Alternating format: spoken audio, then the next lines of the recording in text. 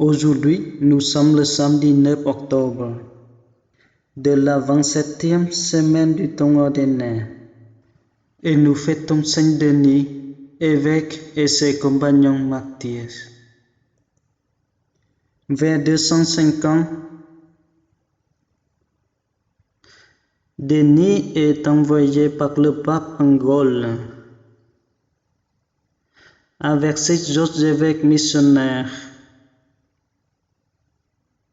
Il s'établit à Paris, dont il devient le premier évêque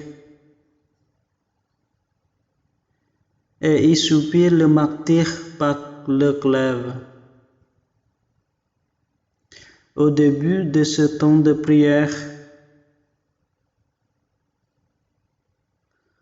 tout en entrant dans un silence intérieur,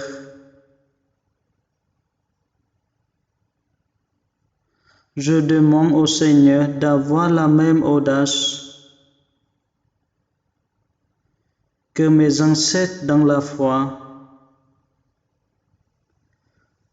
pour faire connaître notre joie de se savoir aimer. Au nom du Père et du Fils et du Saint-Esprit. Amen. Le Seigneur est roi et juste de la terre. Joie pour les îles sans nombre. Ténèbres et nuées l'entourent.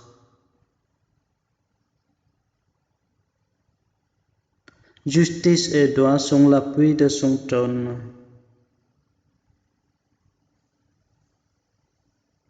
Les montagnes fondées comme cire devant le Seigneur, devant le Maître de toute la terre.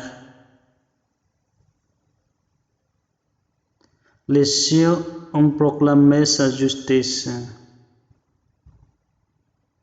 et tous les peuples ont vu sa gloire. Une lumière est semée pour le juste, et pour le cœur semble une joie.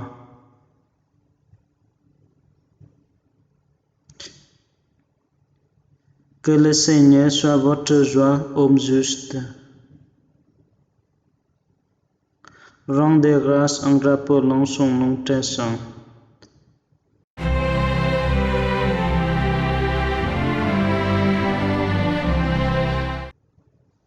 Évangile de Jésus-Christ selon Saint Luc.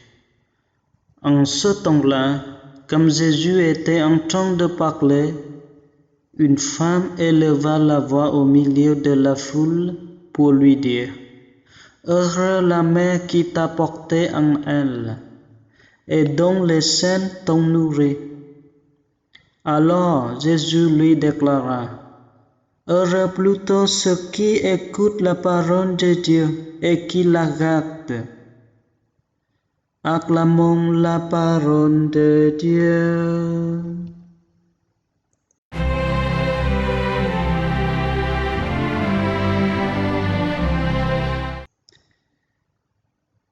Nous allons réfléchir et contempler sur les psaumes aujourd'hui.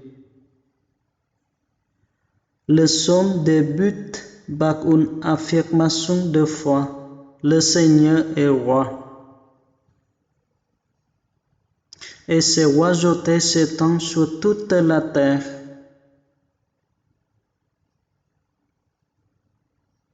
Je contemple tous les éléments de la création, tous les peuples,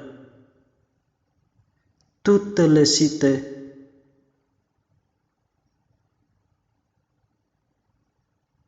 Tout ce qui est créé est mis en présence de Dieu. Lui qui s'appuie sur la justice et le droit.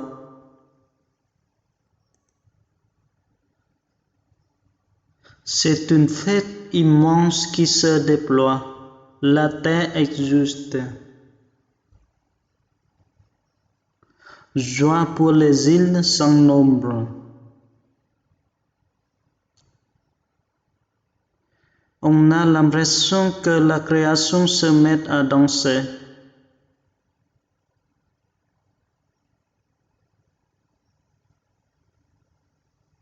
À mon tour, je me laisse envahir par la joie de me savoir aimé de Dieu.